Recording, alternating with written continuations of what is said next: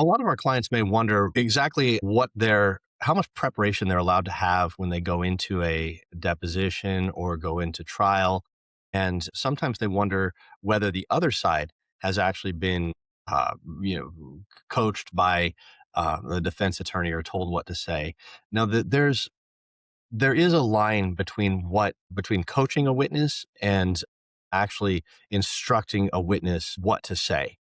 And instructing a witness on what to say, especially if it's a false statement, has a technical definition. It's suborning perjury. So it's actually kind of a fancy word for saying just assisting with perjury.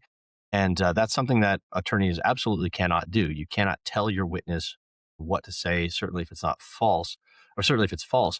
But, there are more subtler examples where, we may be taking a deposition and there's some question about whether this witness is actually giving a statement that was, prepared, or it was actually coached in a way that might cross this line of telling them what to say.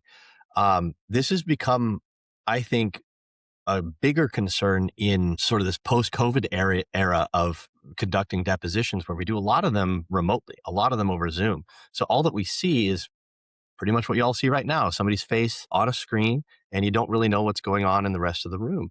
And there may be an attorney in there. There may be an attorney present in another room, but you can't see what's happening, especially with, witnesses' hands. And where that comes into play is wondering whether they're looking at notes, wondering whether they're actually looking at maybe a cell phone, receiving text messages. There could be somebody else, an attorney or somebody else in that room, who's sending messages to the witness and telling them how to answer a question. So we have to look for little signals when something like that might be happening. Is there a delayed response in a witness's answer to a question? Are they actually looking down? Are they looking at the camera?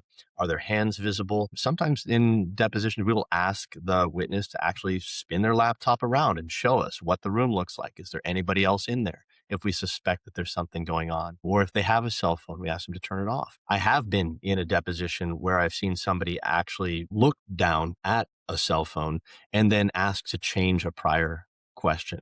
So it was done in a really clunky sort of way where it was pretty obvious to anybody who was watching, this person's being told what to answer, or well, I'm sorry, what to say, how to answer this question.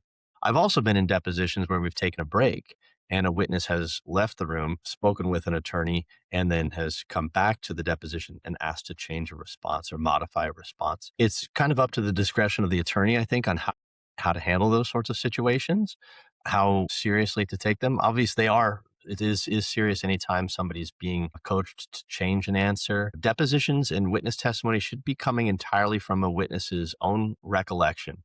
They should not be told how to answer questions.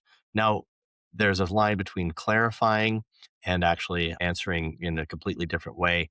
And I think that it requires a competent attorney who's participated in a number of depositions and cross-examined a number of witnesses in order to determine to develop a sense on how is this person actually answering this question?